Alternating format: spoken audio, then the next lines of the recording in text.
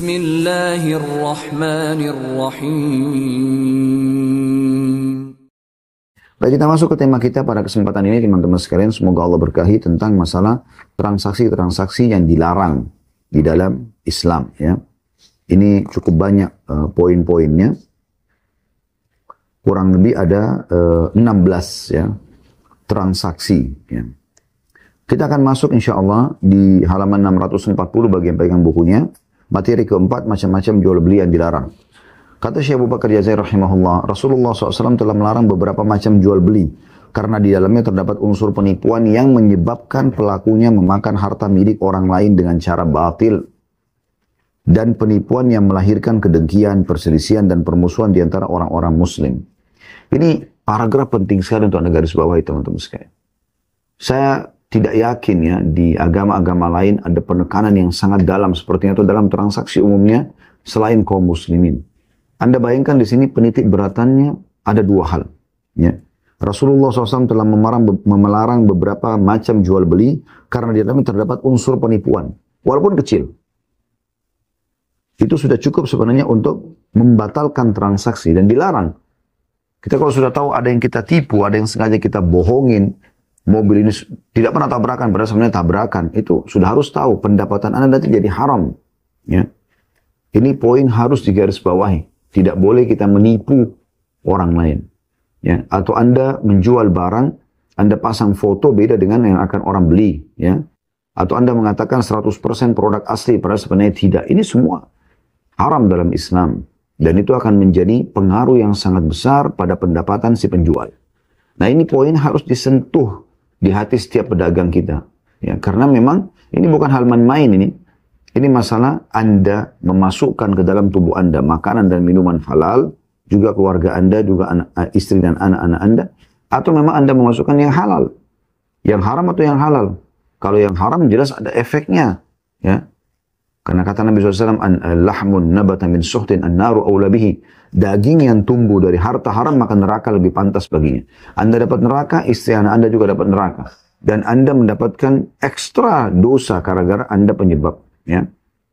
Jadi bukan main-main, dan juga kata Nabi SAW dalam hadis ada seseorang yang berantakan rambutnya, pakaiannya, tidak punya alas kaki, lalu mengatakan, ya Allah berikan, ya Allah berikan. Bagaimana Allah berikan sementara makanan, minuman, pakaiannya haram? Jadi fahami baik-baik ini. Tidak boleh sama sekali ada unsur penipuan. Allah Subhanahu wa Ta'ala akan memberikan keberkahan di saat Anda jujur dan transparansi. Ya. Apakah mobil ini pernah tabrakan? Pernah. Ya. Di sebelah kanan, bagian depan. Cuman saya sudah perbaiki di bengkel, silakan Anda cek.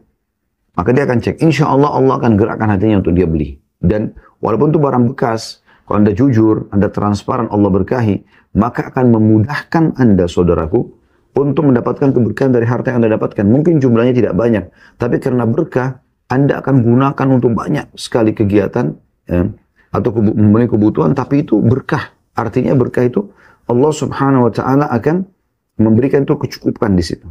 Dibandingkan Anda berbohong dan berdusta, akhirnya yang terjadi transaksi batal. Paling nomor telepon Anda diambil, kemudian ya batal. Ataupun terjadi transaksi, maka itu akan menjadi masalah berat buat Anda karena sudah membawa uang yang haram. Ya, makanya di sini selanjutnya dikatakan ya, yang menyebabkan memakan harta milik orang lain dengan cara batil. Kalau Anda buat ini, Anda akan makan harta orang haram, walaupun Anda punya produk transaksi. Itu yang pertama ya. Yang kedua adalah bisa melahirkan kedengkian, perselisihan dan permusuhan nanti di antara kaum muslimin, dan ini tidak boleh ada. Karena yang Allah Subhanahu wa Ta'ala perintahkan kepada kita dalam Al-Qur'an, ya, innamal mu'minuna ikhwatun fa aslihu baina akhawaykum.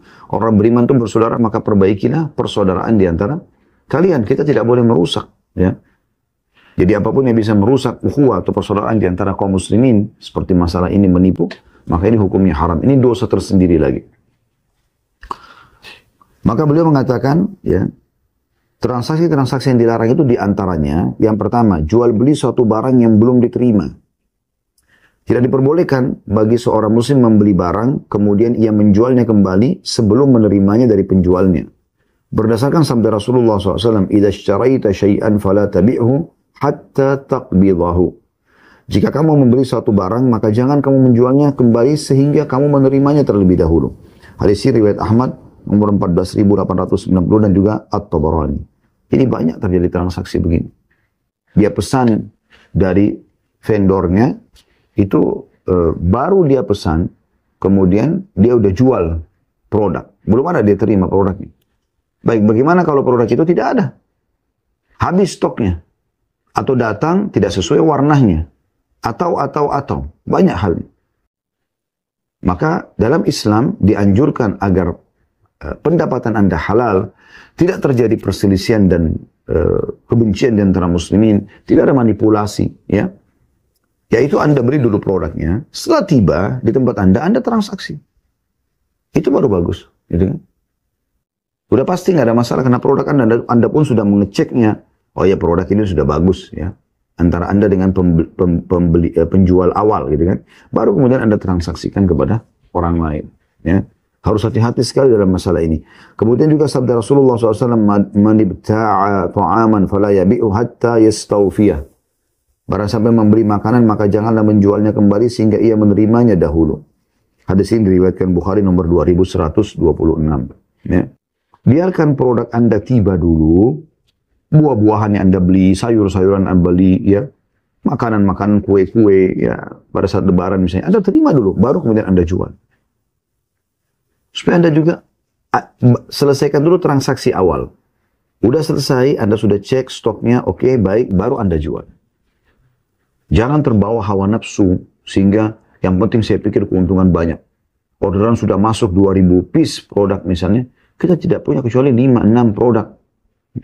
Kemudian kita, ya, memesan, belum terima, sudah terima uang dari penjual. Ini jangan terjadi. Bagaimana kalau seandainya produknya tidak ada? Ya udah Anda bilang, saya pesan dulu, saya siapkan, kalau sudah ready stok, saya akan informasikan. Begitu lebih baik. Anda kalau meninggal, tidak ada harta orang di tangan Anda. Karena kalau Anda menerima dulu uang-uang orang, Anda tumpuk, dengan harapan nanti Anda akan dapatkan produk itu. Padahal belum tentu. Selama belum tiba di tangan Anda, berarti belum produk Anda. Mungkin, kalaupun ada produknya, lagi sementara dikirim, terjadi sesuatu, mobil yang membawanya tabrakan, rusak produknya, dan segala macam hal. Terjadi perselisihan antara Anda dengan penjual awal. Ini kan jadi masalah semua. Akhirnya berentet juga menjadi masalah buat Anda dengan pembeli Anda yang sekarang. Ibnu Abbas berkata radhiyallahu anhuma, aku tidak memperkirakan sesuatu kecuali yang semisal dengannya, ya. Maksudnya, ya, ada produk, kemudian baru aku bayar, gitu ya. Jadi lebih jelas seperti itu. Jadi kalau ada orang yang order, bagaimana Ustaz? Ya order saja, silakan. Tapi saya tidak terima dulu uang. Saya akan orderkan, gitu kan. Tapi kan nanti kalau dia batal tiba-tiba bagaimana? Ya itu resiko Anda berbisnis. Nah, banyak orang berdagang tapi tidak paham perdagangan. Dia mau untung aja terus, tidak mau rugi. Nggak mungkin. Ya. Memang dalam bab jual beli dalam Islam itu memang kita untung rugi harus memang ada. Dan memang ditanggung resiko kalau misalnya kita order sebuah produk, kemudian tidak terjual. Ya itu resiko kita sebagai pedagang. Atau kita ada orang order, kemudian dia tidak jadi beli. Ya sudah, nggak masalah. Kita tawakal kepada Allah, kita anggap itu sebuah cobaan, maka Allah akan datangkan pembeli lain dengan izinnya. Nggak usah khawatir soal itu. Allah punya cara teman-teman mendatangkan pembeli-pembeli. Jadi jangan lepaskan ekonomi Anda, pekerjaan Anda, pendapatan Anda, interaksi Anda dengan agama Islam. Tidak bisa. Ya. Kita ini sangat jauh dari sifat sekuler, ya, memisahkan agama dengan negara, dengan interaksi kita dalam keseharian. Enggak. Ya, seakan-akan agama itu hanya pada kebutuhan tertentu saja. Tidak, saudara. Kita bisa lihat sangat detail dalam poin pertama ini, bagaimana, ya, harus jelas dulu transaksi awal, udah putus, udah Anda cek semua produk-produknya, sudah benar, ya, harganya segala macam warnanya, baru kemudian Anda jual, dan Anda jujur apa adanya. Anda jual misalnya, Anda jual gelas warna biru, semua stok Anda biru, Anda bilang stoknya biru, warnanya biru. Kalau nggak ada jangan. Ya. Saya pernah transaksi online, saya melihat cukup bagus, dia ada gambar misalnya. Pada saat kita klik, maka akan keluar warna-warna pilihan. Yang habis dia mengatakan habis tuh. Ini kan bagus, transparansi ya. Sehingga orang nanti membeli produk yang memang, ya, yang ada, dan dia sudah tahu, dia bayar, dia ridho dengan itu. Juga pernah saya temukan ada beberapa penjual yang dia pikir yang penting stoknya dia laku. Pada saat orang pesan misalnya 10 piece barang, dengan model dan warna tertentu misalnya. Anggaplah warna hitam semuanya. Karena dia punya 9 produk saja, gitu kan. Maka satu produk warnanya lain, misalnya putih. Tapi penjual tidak memesannya. Di sini Anda coba jelaskan dulu kepada pembeli.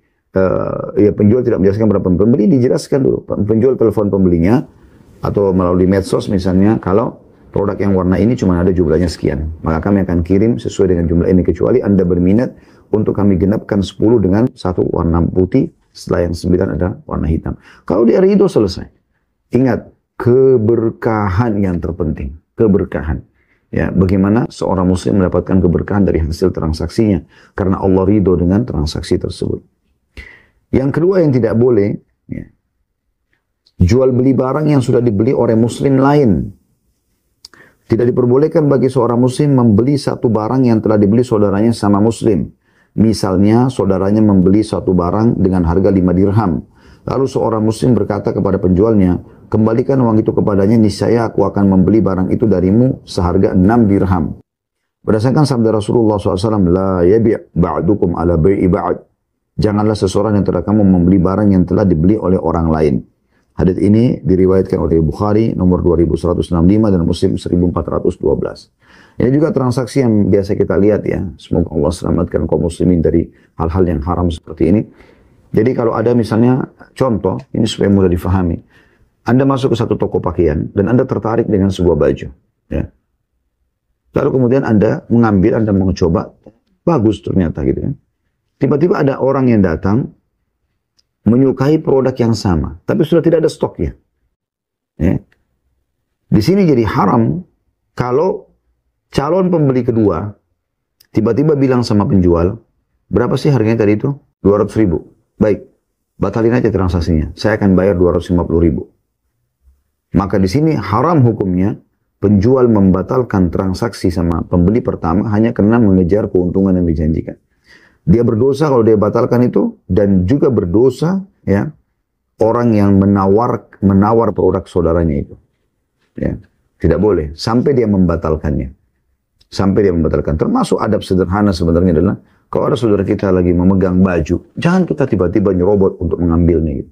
Kalau dia sudah meletakkannya, dia tidak mau membeli, baru ada adabnya, boleh Anda mengajukan diri untuk membeli produk tersebut. Nah ini juga poin penting untuk digarisbawahi ya. Ini terjadi pada semua jenis transaksi seperti orang beli rumah, beli tanah, beli mobil, beli kendaraan lah secara umum ya. Beli apa saja ya. Kalau sudah terjadi transaksi, jangan kita ya, masuk sampai transaksi itu batal. Yang ketiga, yang dilarang adalah jual beli sesuatu dengan sistem najash. Ya. Itu dalam kurung jontrot. Ya. Ada foto nomor 1324 di bawah. Najash menurut bahasa ialah melepaskan binatang buruan dari kandangnya dengan maksud untuk diburu. Dan menurut syariat ialah menawar suatu barang dengan harga yang lebih tinggi tanpa bermaksud membelinya, melainkan supaya para penawar tertarik dan menawarnya dengan harga yang lebih tinggi. Ya, ini mirip dengan di pegadaian biasanya. Mudah-mudahan ini tidak terjadi di antara muslimin, tapi ini ada kasus di lapangan. Jadi kalau pada saat dia mau menggadai sebuah produk, dia udah meletakkan beberapa orang di situ, ya, di ruangan gadaian itu, yang mereka bukan pembeli sebenarnya, tapi orang-orang pegadaian itu. Jadi misalnya pada saat dia buka rumah ini, saya akan buka harga dengan 1M misalnya. Maka siapa yang mau tawar lebih? Tiba-tiba ada orangnya dia juga ya, yang di sana mengatakan 1,1. Supaya orang-orang yang bukan, tidak ada hubungannya sama si penjual ini, itu tertarik, oh ternyata ada yang tertarik nih. Nanti ada lagi orangnya dia bicara, oh saya 1,2. Ya 1,2, siapa yang bisa lebih? Terusnya begitu. Jadi dia seperti melelang, tapi sebenarnya yang sedang menawar produk itu adalah teman-teman dia sendiri, teman-teman si penjual gitu.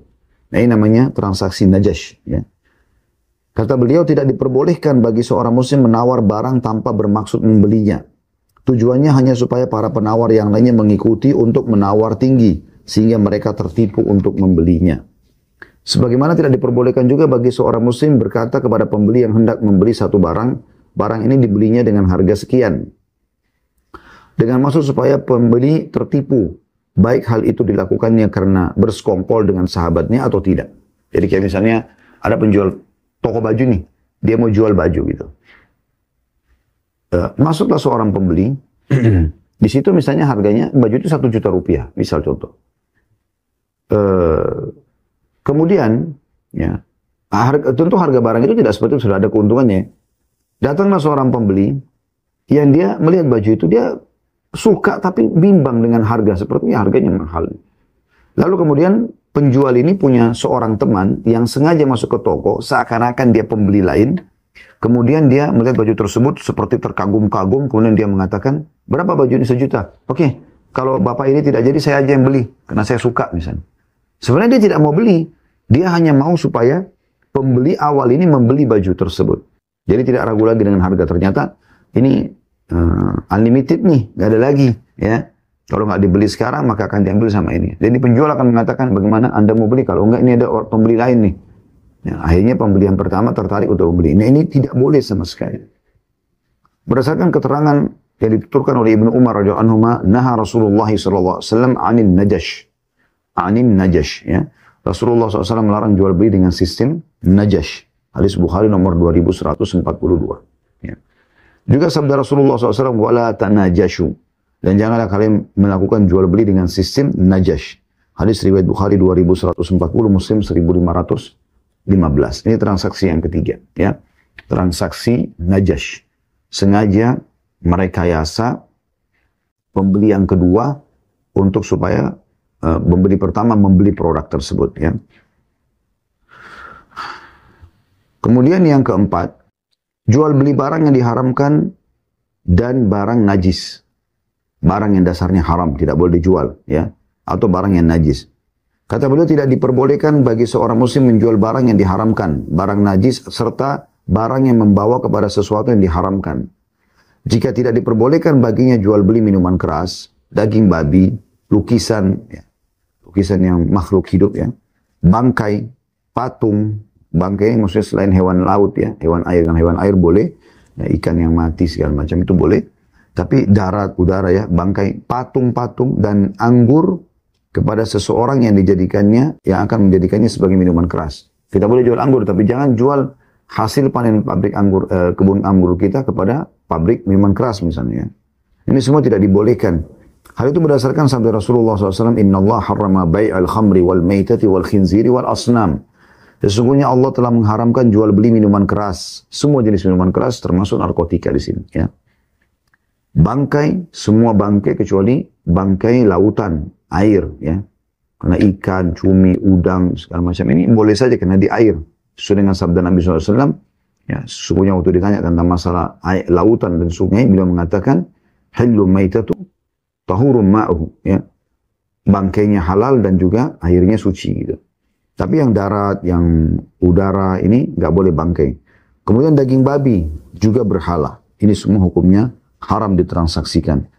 Hadis ini sahih riwayat Bukhari nomor 2236 dan Muslim 1581. Juga sabda Rasulullah SAW, la'anallahu al-musawwirin. Allah melaknat para pelukis, ya. Hadis ini diriwayatkan oleh Bukhari nomor 5347. Artinya yang melukis manusia, hewan-hewan yang bernyawa ini, ya. Tapi kalau lukisan itu bangunan, kendaraan, segala macam itu masih ada ulama yang membolehkan. Juga sabda Rasulullah SAW, man habasal inaba ayyamal qitafi hatta yabi'aha min yahudi aw nasrani aw mimman yattakhiduha khamran faqad taqahhamal nar ala basira. Barang siapa yang menanggung anggur pada saat musim panen sehingga dia bisa menjualnya kepada orang Yahudi atau orang Nasrani atau orang yang akan menjadikannya sebagai minuman khamar, maka dia telah menceburkan dirinya ke neraka secara terang-terangan. Ya. Jadi kalau ada orang muslim yang mau beli anggur, atau orang umumnya memang makan gitu kan, dia tahan, dia nggak jual. Dia tunggu, ya, pabrik minuman keras misalnya. Atau ada orang non-muslim, Yahudi atau Nasrani yang datang, yang sengaja memang dia beli anggur bukan untuk dia makan. Kalau untuk makan halal kita transaksi. Tapi kita sudah tahu dia akan perah di rumahnya atau dia akan jadikan untuk khamr. Dia bilang, ini saya mau beli anggur ini untuk saya jadikan minuman keras misalnya.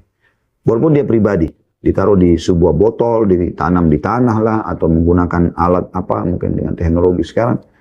Intinya menjadi minuman keras, maka ini tidak boleh. Kecuali dia tidak tahu akan dipakai apa. Anda punya toko buah, banyak orang transaksi termasuk orang non-muslim, dia umumnya Anda tahu ini buah-buahan dimakan gitu, bukan dijadikan khamr.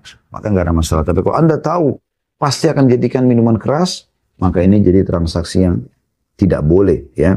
Tidak boleh. Jadi jangan pernah menyentuh transaksi-transaksi ini.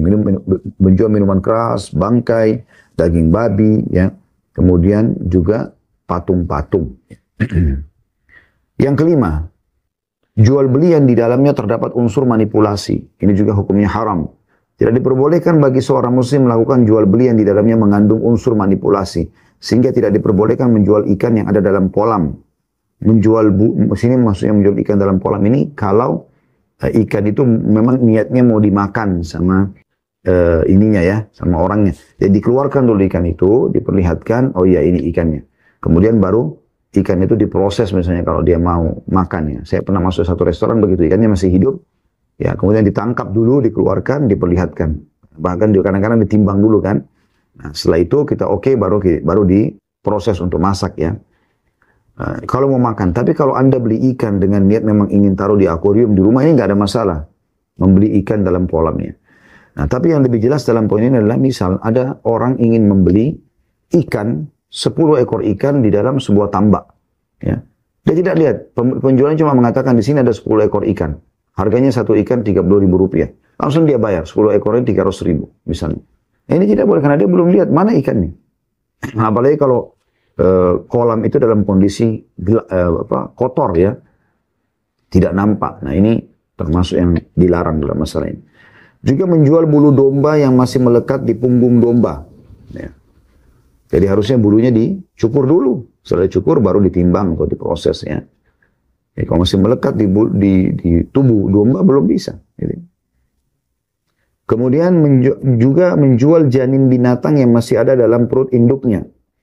Karena kalau kita beli sapi atau kambing atau unta yang lagi hamil, ya sudah kita transaksi induknya. Di perutnya itu bukan harus transaksi secara khusus karena dia masih belum keluar. Ya. Jadi bisa saja dia mati dalam perut. Kemudian menjual air susu binatang yang masih ada dalam ambingnya. Harus diperah dulu. Ya. Juga menjual buah-buahan sebelum matang. Ya. Kalau buah-buah ini tidak layak dimakan saat dia belum matang. Seperti di Indonesia kan kadang-kadang mangga mengkal ya dipakai buat rujak. Itu nggak ada masalah. Karena memang bermanfaat dimakan oleh orang. Tapi seperti contoh orang menjual misalnya nangka masih mentah. Ya, atau durian masih mentah, tidak semua orang makan itu. Walaupun misalnya dikatakan ini, kecuali dia bilang begini ya, penjualnya mengatakan, ini ada durian, tapi belum matang. Mungkin masih butuh 2-3 hari. Dan dia benar dengan bahasa itu sesuai dengan pengalaman dia. Lalu penjual ridho membelinya, maka tidak ada masalah. Tapi kalau Anda sengaja ya, menjual, saya pernah masuk di toko buah begitu. Dia packing barang, packing buah-buahan, mungkin dari 6 piece atau 8 piece yang ditaruh di situ, itu ada yang diselipkan yang rusak misalnya. Ya. Atau mungkin dari 6 potong apel, 6 buah apel, 6 manggis misalnya, 5 bagus, 1 tidak bagus. Atau 1 masih mentah. Ini nggak boleh ada unsur manipulasi. Ya, gitu. Orang mau tidak mau ambil karena sudah di packing gitu. Kalau diiming-imingkan dengan harga. Juga menjual biji-bijian sebelum keras, ya. Dia belum terbentuk menjadi sebuah biji. Juga menjual barang tanpa diperbolehkan melihat. Saya pernah gitu, ada satu orang menawarkan saya waktu itu di Surabaya ya. Beli handphone, 1 dus isinya 50 handphone, tapi tidak boleh diperiksa. Nasib-nasiban, harganya sekian. Saya lupa berapa, 12 juta atau 15 juta. Bayar, nanti habis itu nasib-nasiban. Dari 50 handphone itu ada yang bagus, ada yang enggak. Tidak boleh. Memang harus Anda beli, Anda cek. Ya. Karena ini ada gharar, ada merugikan satu dari dua pihak. Kemudian membolak-balik atau di sini dikatakan menjual barang tanpa diperbolehkan melihat, membolak-balik atau memeriksanya. Ketika barangnya ada pada penjualnya atau tanpa menjelaskan sifat, jenis dan beratnya ketika barangnya tidak ada pada penjualnya.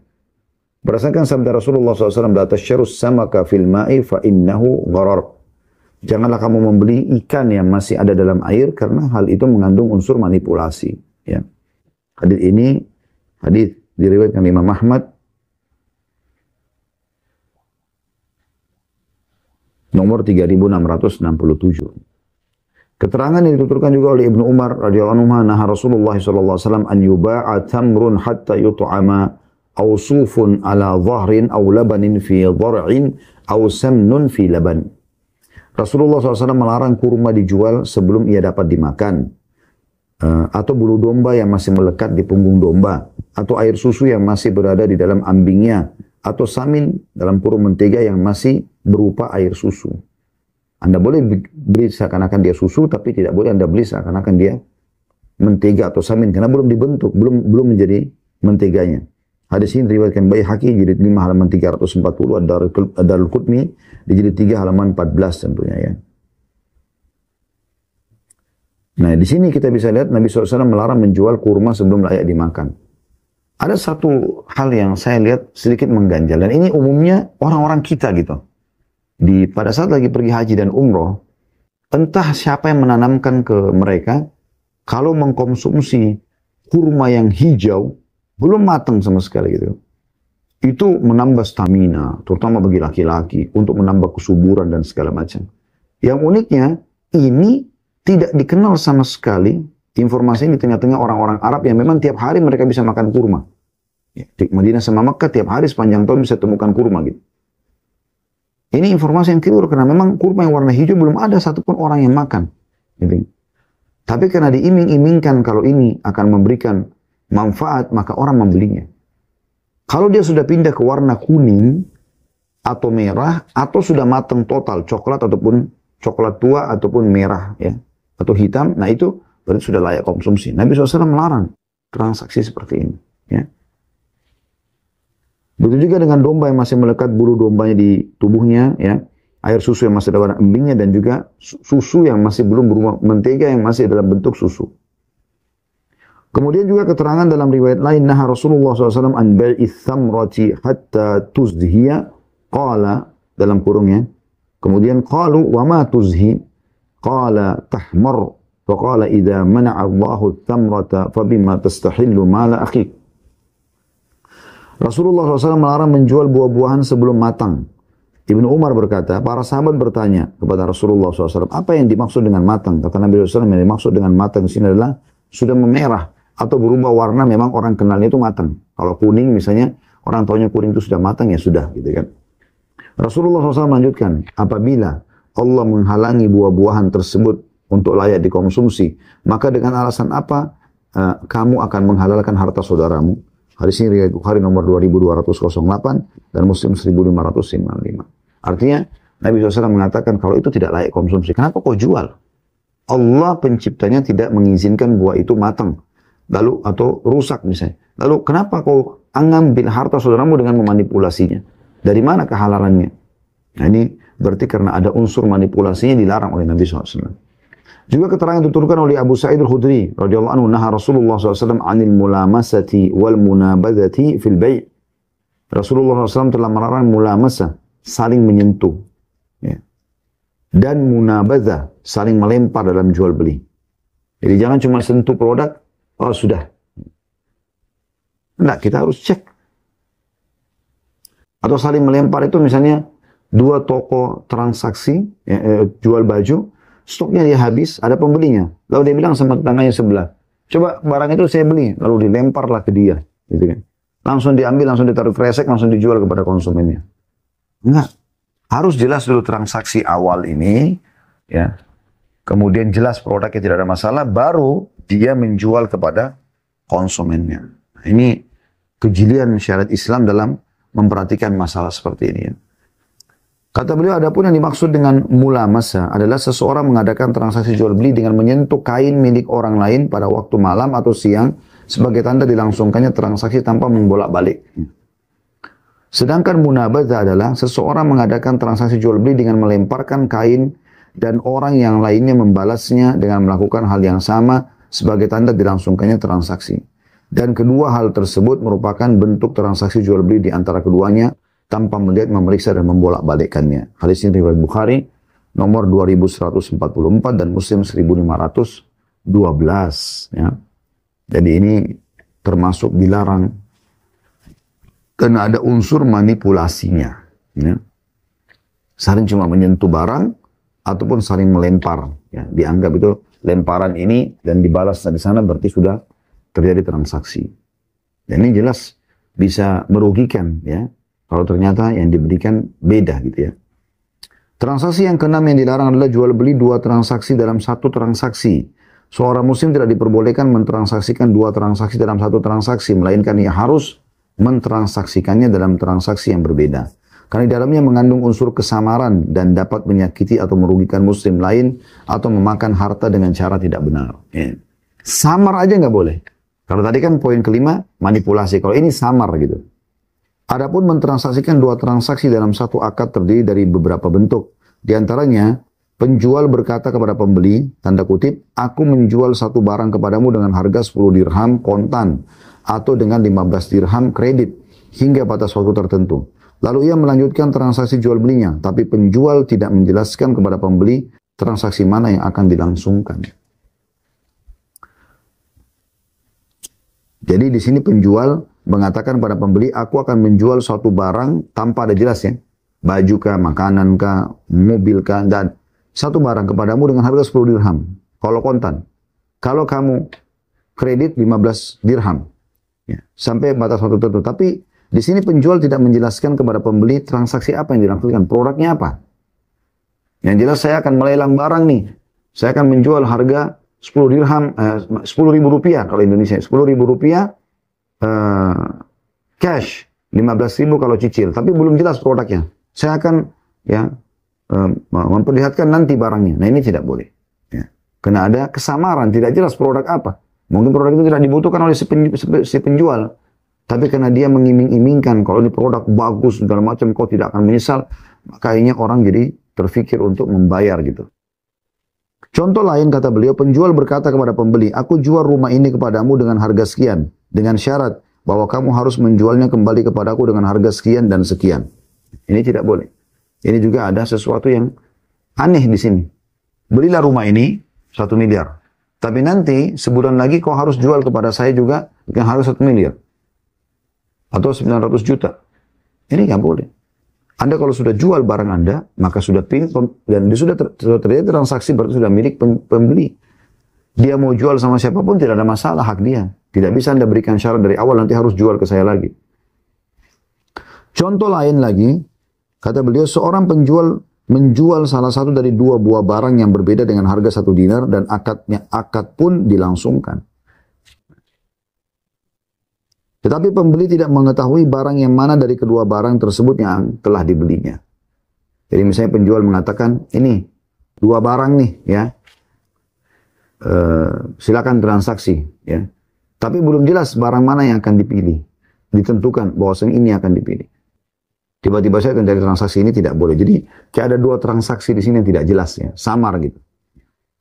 Hal itu berdasarkan keterangan dalam sebuah riwayat annahu sallallahu alaihi wasallam naha an bai'ataini fi bai'ah.